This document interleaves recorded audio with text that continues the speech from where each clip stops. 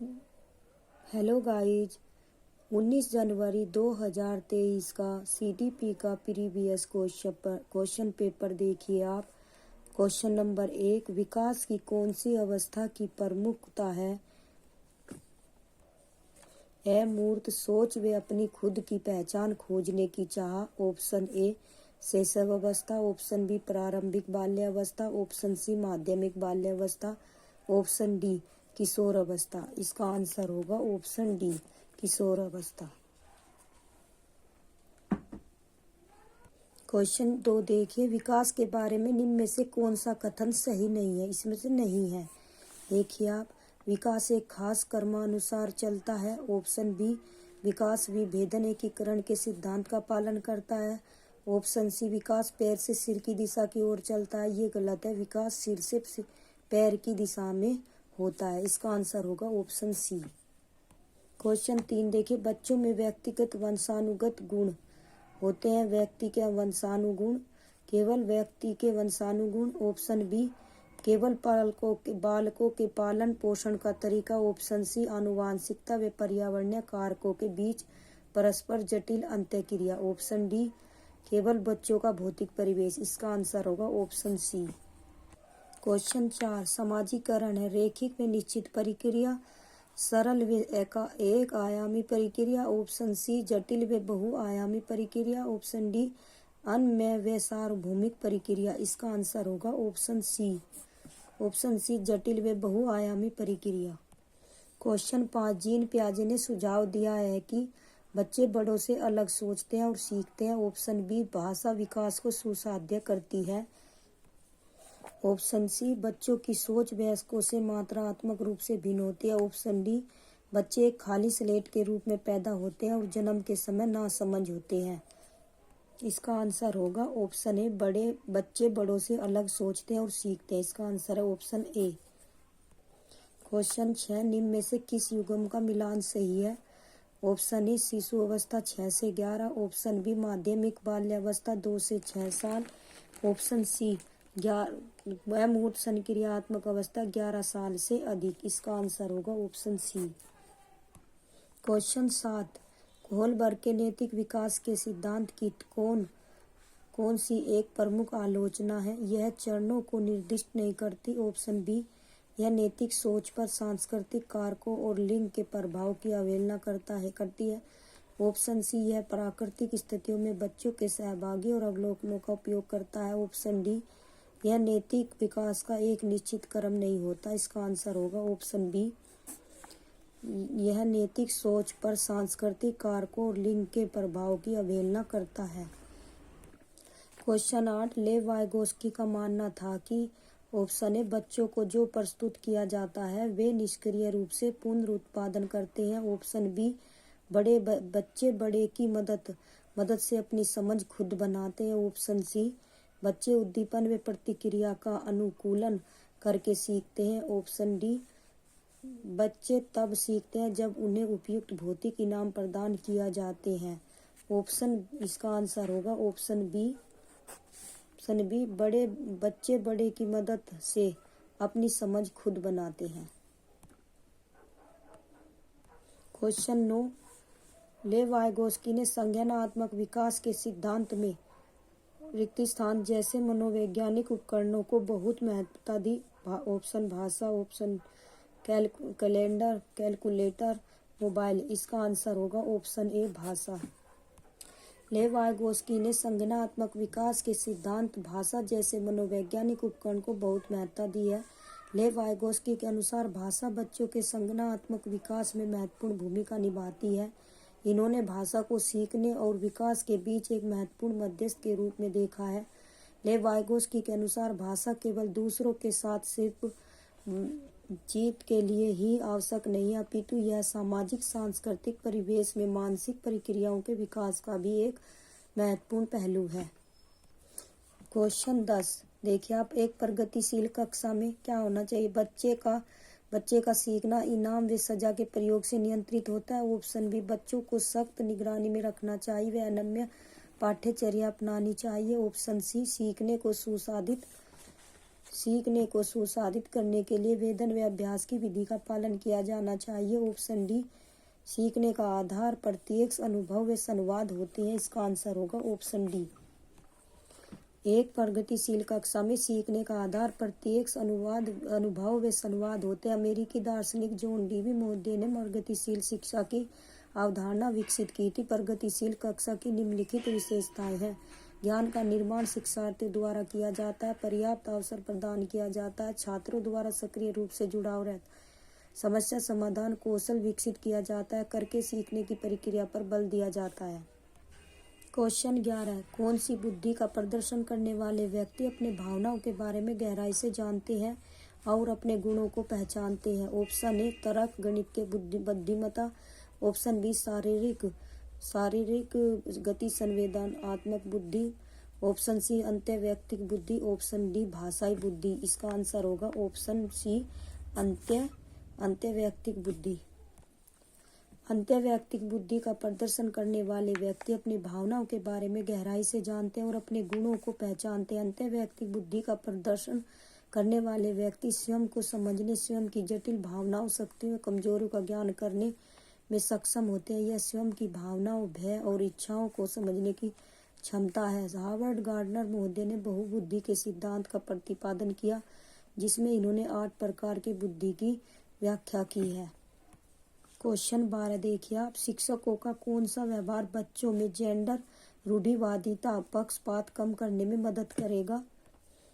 Option A, कक्षा में केवल लड़कों को भारी कुर्सी मेज उठाने को कहना, ये करेगा, रूढ़िवादिता है ये।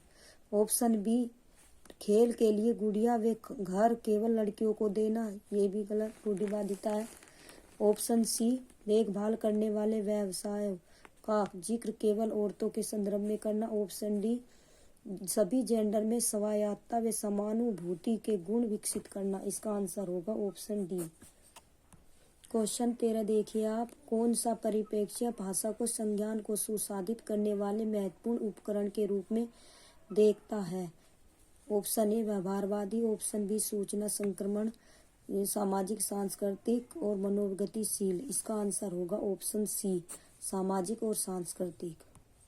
सामाजिक सांस्कृतिक परिप्रेक्ष्य भाषा को संज्ञान को सुसाधित करने वाले महत्वपूर्ण उपकरण के रूप में देखता है। सोवियत मनोवैज्ञानिक लेव वाइगोस्की ने सामाजिक सांस्कृतिक सिद्धांत का प्रतिपादन किया है। इनके अनुसार सामाजिक अंतःक्रिया एक बच्चे की संज्ञानात्मक क्षमता के विकास में महत्वपूर्ण भूमिका निभाता है। वाइगोस्की ने सामाजिक सांस्कृतिक सिद्धांत में भाषा के 3 चरणों की व्याख्या की है। ये चरण सामाजिक भाषण, निजी भाषण और भीतर का भाषण है।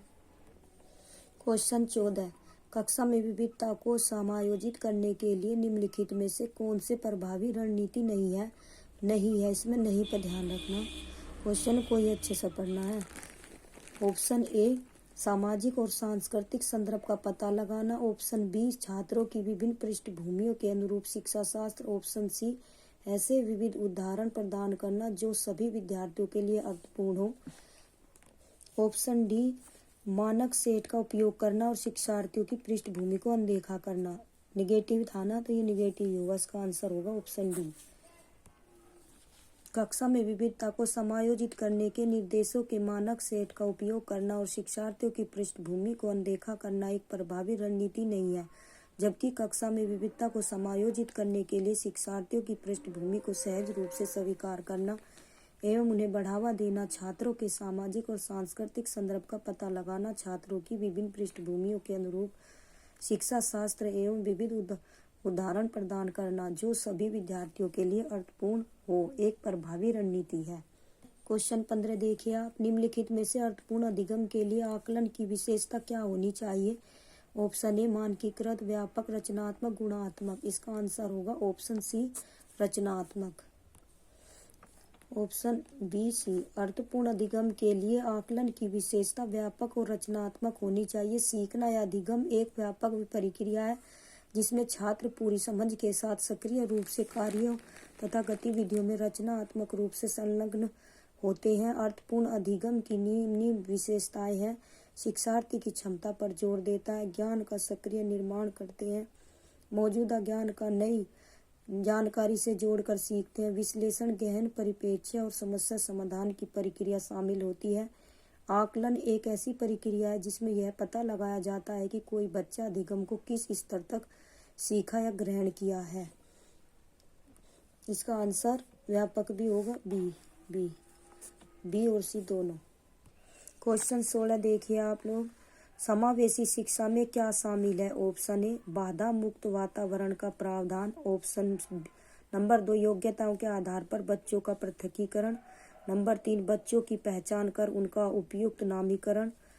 नंबर 4 पाठ्य पुस्तकीय अनुभव व शिक्षा शास्त्रीय में लचीलापन। इसका आंसर 1 और 4 होगा। इसका आंसर होगा 1 और 4। इसका आंसर है ऑप्शन ए। समावेशी शिक्षा में बाधा मुक्त वातावरण का प्रावधान तथा पाठ्य पुस्तकीय अनुभव व शिक्षा शास्त्र में लचीलापन शामिल है। समावेशी शिक्षा में निम्नलिखित प्रक्रियाएं शामिल होती हैं। यह सभी छात्रों की क्षमता को अधिकतम करने का प्रयास करती है। यह सभी बच्चों को स्वीकार करके उनकी जरूरतों को पूरा करती है। व्यक्तिगत भिन्नताओं के प्रति संवेदनशील होती है। क्वेश्चन 17 छात्रों के विविध समूह के साथ बातचीत करते समय एक शिक्षक को क्या नहीं करना चाहिए? नहीं करना चाहिए बहस और चर्चा को प्रोत्साहित, अपने स्वयं के पूर्वाग्रहों रूढ़ियों पर चिंतन। ऑप्शन सी एक समान पाठ्यक्रम और मानकीकृत मूल्यांकन का पालन। ऑप्शन डी व्याख्यान पद्धति को एकमात्र शैक्षणिक रणनीति के रूप में अपनाना। इसका आंसर होगा ऑप्शन सी। छात्रों के विविध समूह के साथ बातचीत करते समय एक शिक्षक को एक समान पाठ्यक्रम और मानकीकृत मूल्यांकन का पालन नहीं करना चाहिए, क्योंकि विविध समूह में भिन्न भिन्न प्रकार के बच्चे होते हैं।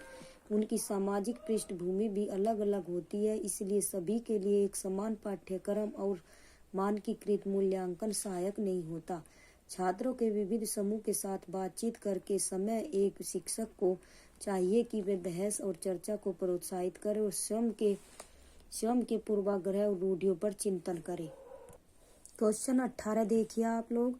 अभिकथन पठन वैकल्य से जूझ रहे बच्चों के सीखने को सुगम बनाने के लिए शिक्षकों को पुस्तकों के अलावा विभिन्न प्रकार के संसाधनों का प्रयोग करना चाहिए। वे उन्हें लिखित परीक्षा में अतिरिक्त समझ देना चाहिए।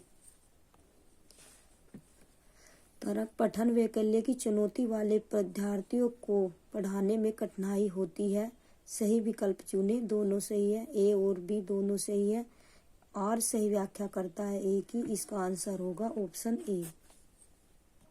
क्वेश्चन 19 कौन सा उदाहरण सहायकी तकनीकी का इस्तेमाल करते हुए दृष्टिबाधित विद्यार्थियों की मदद करेगा? Option A headphone. Option B चित्र आधारित वर्कशीट। ऑप्शन सी पढ़ने व लिखने के लिए ब्रेल प्रणाली। ऑप्शन डी श्रवण में मदद करने का उपकरण। इसका आंसर होगा ऑप्शन सी। पढ़ने व लिखने के लिए ब्रेल प्रणाली सहायकी तकनीकी का इस्तेमाल करते हुए दृष्टिबाधित विद्यार्थियों की मदद करेगा। दृष्टिबाधित विद्यार्थियों को निम्नलिखित सहायकी तकनीकी मदद करेगा। जियो बोर्ड, टेलर का बेकस, तीरिया आयामी मानचित्र और चार्ट। ऐसी किताबें बोर्ड जिन्हें छुआ या महसूस किया जा सकता है। स्पर्शनीय सामग्री और उपकरणों का अधिकतम उपयोग। क्वेश्चन 20 निम्नलिखित में से रचनात्मकता के विशिष्ट संकेत कौन कौन से हैं? जिज्ञासा, स्वतंत्रता, अनुकूलनशीलता। नंबर 4 उच्च स्तर की एकाग्रता। 1 2 3 4 बारंबार अभ्यास की आवश्यकता। ये गलत है और ये चारों सही है। अब देखिए option A 1 2 3। Option B 1 2 4। Option C 1 2 3 4। इसका आंसर होगा ऑप्शन सी। रचनात्मकता के विशिष्ट संकेतक जिज्ञासा, स्वतंत्रता, अनुकूलनशीलता और उच्च स्वर की एकाग्रता है। भिन्न सोच रचनात्मकता की प्राथमिक पहचान विशेषता होती है। इसमें किसी भी समस्या के लिए असीम दृष्टिकोण होता है। रचनात्मकता के विशिष्ट संकेत निम्नलिखित हैं। जिज्ञासु और आवेगी स्वभाव। नंबर 2 विचारों में प्रभावशीलता। नंबर 3 अत्यधिक विकसित समस्या सुलझाने की क्षमता। और नंबर 4 पार्श्व या अलग चिंतनशीलता। नंबर 5 अपसारी सोच। नंबर 6 नवीन विचारों के प्रति जागरूकता। क्वेश्चन 21 देखिए आप। अभिकथन प्रभावी अधिगम के लिए केवल शिक्षकों को कक्षा में प्रश्न पूछना चाहिए, नहीं कि बच्चों को। ये गलत है, क्योंकि शिक्षक को ही नहीं बच्चों को पूछना चाहिए शिक्षकों से। ये ऑप्शन गलत। तरक बच्चे निष्क्रिय श्रवण की प्रक्रिया के माध्यम से सर्वाधिक अर्थपूर्ण ढंग से सीखते हैं, ये भी गलत। इसमें सक्रिय श्रवण की प्रक्रिया आती तो सही हो जाता, तो दोनों गलत है। अब देखिए ऑप्शन ए और आर दोनों सही है।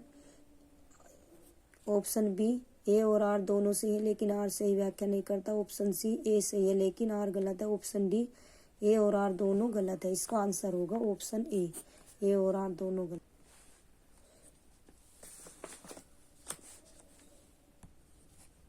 क्वेश्चन 22 देखिए आप। अभिकथन शिक्षकों को विद्यार्थियों की जरूरत के अनुसार उचित व उपयुक्त पाठ प्रदान करना चाहिए, सही, क्योंकि अधिगम सीखना एक सहयोगी प्रक्रिया, ये भी सही।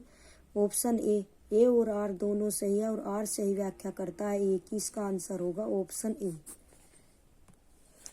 क्वेश्चन 23 शिक्षकों को प्राथमिक माध्यमिक स्कूली कक्षाओं में बच्चों की असफलता को किस प्रकार देखना चाहिए। ऑप्शन ए बच्चों की कम योग्यताओं का प्रतिबिंब। ऑप्शन बी शिक्षकों की कम योग्यताओं का प्रतिबिंब। ऑप्शन सी माता पिता की कम योग्यताओं का प्रतिबिंब। ऑप्शन डी स्कूली तंत्र की कार्यशीलता का प्रतिबिंब। इसका आंसर होगा ऑप्शन डी।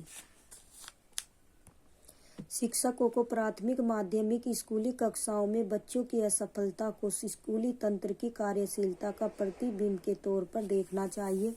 बच्चों की असफलता या विफलता उसकी व्यक्तिगत जरूरतों को पूरा करने में व्यवस्था की अक्षमता का प्रतिबिंब है, अर्थात बच्चों की जरूरतों और हितों को पूरा करने में व्यवस्था सक्षम नहीं रही है। बच्चों की असफलता अक्सर शिक्षकों की तथा विद्यालय की असफलता होती है, क्योंकि विद्यालय और शिक्षक बच्चों के सीखने की विविध और शिक्षक बच्चों के सीखने की विविध गतियों को ध्यान में नहीं रखते हैं। क्वेश्चन 24 एक सामाजिक रचनात्मक कक्षा में अधिगम निष्क्रिय और व्यक्तिगत है, सक्रिय और व्यक्तिगत है, सक्रिय और सामाजिक है, निष्क्रिय और सामाजिक है। इसका आंसर होगा ऑप्शन सी सक्रिय और सामाजिक है। एक सामाजिक रचनात्मक कक्षा में अधिगम सक्रिय और सामाजिक है। एक सामाजिक रचनात्मक कक्षा में बच्चे स्वयं करके तथा सहयोगितापूर्ण ढंग से सीखते हैं। सामाजिक रचनात्मक कक्षा में अधिगम निम्न प्रकार से होता है। बैठने की व्यवस्था में क्रियालाप के अनुसार बदलाव होते हैं। छात्र आपस में और शिक्षकों के साथ बातचीत करके ज्ञान का निर्माण करते हैं। नंबर 3 छात्र प्रश्न पूछने और गतिविधियां करने के लिए स्वतंत्र होते हैं। छात्र वास्तविक दुनिया का अनुभव करते हैं। क्वेश्चन 25 रिक्त स्थान में समस्या का कई मध्यवर्ती लक्ष्यों में विभाजित किया जाता है और फिर प्रत्येक उप लक्ष्य को हल करने में ध्यान केंद्रित किया जाता है। ऑप्शन ए कार्यात्मक स्थिरता। ऑप्शन बी कलन विधि। ऑप्शन सी साधन लक्ष्य विश्लेषण। ऑप्शन डी अनुक्रिया समुच्चय। इसका आंसर होगा ऑप्शन सी साधन लक्ष्य विश्लेषण। साधन लक्ष्य विश्लेषण में समस्या को कई मध्यवर्ती लक्ष्यों में विभाजित किया जाता है और फिर प्रत्येक उप लक्ष्य को हल करने पर ध्यान केंद्रित किया जाता है। यह एक समस्या को सुलझाने की रणनीति है जो किसी समस्या को हल करके किसी लक्ष्य को प्राप्त करने के लिए सबसे अच्छी रणनीति निर्धारित करने के लिए अंतिम लक्ष्य की परिकल्पना करती है। क्वेश्चन 26 देखिए आप लोग। अभिकथन ए और शिक्षक को बच्चों की मानसिक स्थिति व संवेगात्मक जरूरतों की उपेक्षा करनी चाहिए। तर्क अकादमिक अधिगम बच्चे के संवेगात्मक स्वास्थ्य से प्रभावित नहीं होता। सही विकल्प चुने। ऑप्शन ए और आर दोनों सही है, और आर सही व्याख्या करता है ए की। ऑप्शन बी ए और आर दोनों सही है, लेकिन आर सही व्याख्या नहीं करता ए की। ऑप्शन सी ए सही है, लेकिन आर गलत है। ऑप्शन डी ए और आर दोनों गलत है। इसका आंसर होगा ऑप्शन डी होगा, सॉरी। क्वेश्चन 27 अधिगम को कैसे सुसाधित करना चाहिए। ऑप्शन ए अर्थपूर्ण खोज द्वारा। ऑप्शन बी विद्यार्थियों में प्रतिस्पर्धा को बढ़ावा देकर। ऑप्शन सी भौतिक पुरस्कार देकर। ऑप्शन डी नकारात्मक पुनर्बलन देकर। इसका आंसर होगा ऑप्शन ए अर्थपूर्ण खोज द्वारा। अधिगम को अर्थपूर्ण खोज द्वारा सुसाधित करना चाहिए। अर्थपूर्ण अधिगम इस अवधारणा को संदर्भित करता है कि सीखा ज्ञान एक तथ्य कहे व्यक्ति द्वारा पूरी तरह से समझा जाता है और यह है कि व्यक्ति जानता है कि वह विशिष्ट तथ्य अन्य संग्रहित तथ्यों से कैसे संबंधित है। अर्थपूर्ण अधिगम से तात्पर्य पूरी समझ के साथ सक्रिय रूप से और ठीक जानकारी प्राप्त करने की प्रक्रिया से है। यह तभी होता है जब शिक्षार्थी सक्रिय रूप से कार्य और गतिविधियों में लगे होते हैं। क्वेश्चन 28 स्वयं के ज्ञाता होने के बारे में जागरूकता व समझ प्रक्रिया में शामिल है। ऑप्शन ए अधिसंज्ञान, ऑप्शन बी समायोजन, ऑप्शन सी समावेशन, ऑप्शन डी अनुबंधन। इसका आंसर होगा ऑप्शन ए अधिसंज्ञान। एक्सप्लेनेशन देखिए, स्वयं के ज्ञाता होने के बारे में जागरूकता व समझ प्रक्रिया अधिसंज्ञान में होता है। अधिसंज्ञान छात्रों के विचारों को अपसारी बनाता है और उन्हें अपनी समझ स्वयं की कार्यकर्ताओं पर नियंत्रण देता है। अधिसंज्ञान रणनीतियों में स्व सुधार शामिल है क्योंकि यह छात्रों को दूसरे अधिगम के तरीकों को समझाने में मदद करने के लिए उपयोगी की जाने वाली विधियों को संदर्भित करता है। दूसरे शब्दों में इसका अर्थ छात्रों के लिए उनकी सोच के बारे में सोचने के लिए तैयार की गई प्रक्रियाएं हैं। क्वेश्चन 29 शिक्षिका में मान्यता रखनी चाहिए कि योग्यता रिक्त स्थान और विद्यार्थियों को रिक्त स्थान तय करने के लिए प्रोत्साहित करना चाहिए।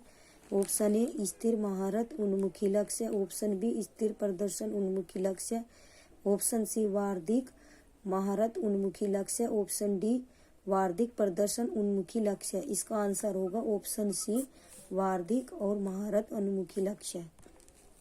शिक्षकों में मान्यता रखनी चाहिए कि योग्यता वार्षिक है और शिक्षार्थियों को महारत उन्मुखी लक्ष्य तय करने के लिए प्रोत्साहित करना चाहिए। महारत के लक्ष्यों का उद्देश्य आत्म सुधार या कौशल विकास द्वारा परिभाषित योग्यता के मानक को प्राप्त करना है। जो व्यक्ति निपुण लक्ष्य रखते हैं वे या तो कार्य से संबंधित आत्म सुधार की तलाश करते हैं या कार्य में निपुणता हासिल करने का प्रयास करते हैं। इस प्रकार शिक्षक को महारत उन्मुख लक्ष्य निर्धारित करने के लिए प्रोत्साहित किया जाना चाहिए। क्वेश्चन 30 प्रेरणा और सीखने के बारे में इनमें से कौन सा कथन सही है। ऑप्शन ए सीखना तब प्रभावी होता है जब छात्र सजा से बचने के कारण अभिप्रेरित होते हैं। ऑप्शन बी सीखना तब प्रभावित होता है जब छात्रों में आंतरिक अभिप्रेरणा हो। ऑप्शन सी सीखना तब प्रभावित होता है जब छात्र बाहरी रूप से प्रेरित होते हैं। ऑप्शन डी सीखने में प्रेरणा की कोई भूमिका नहीं होती। ऑप्शन बी सीखना तब प्रभावी होता है जब छात्रों में आंतरिक अभिप्रेरणा हो। सीखना तब प्रभावी होता है जब छात्र आंतरिक रूप से प्रेरित होते हैं। यह कथन प्रेरणा और सीखने के बारे में सही है। अभिप्रेरणा सीखने की प्रक्रिया का सशक्त माध्यम है। अधिगम प्रक्रिया द्वारा व्यक्ति जीवन के सामाजिक, प्राकृतिक एवं व्यक्तिगत क्षेत्र में अभिप्रेरणा द्वारा ही सफलता की सीढ़ी तक पहुंच पाता है। यदि उनके लिए उपयुक्त परिस्थितियों का निर्माण नहीं हो पाता तो अभिप्रेरणा का उत्पन्न होना संदेहप्रद रह जाता है। आंतरिक अभिप्रेरणा स्वाभाविक मानवीय प्रवृत्ति है कि हम व्यक्तिगत रुचियों को आगे बढ़ाएं और अपनी क्षमताओं को प्रयोग करें।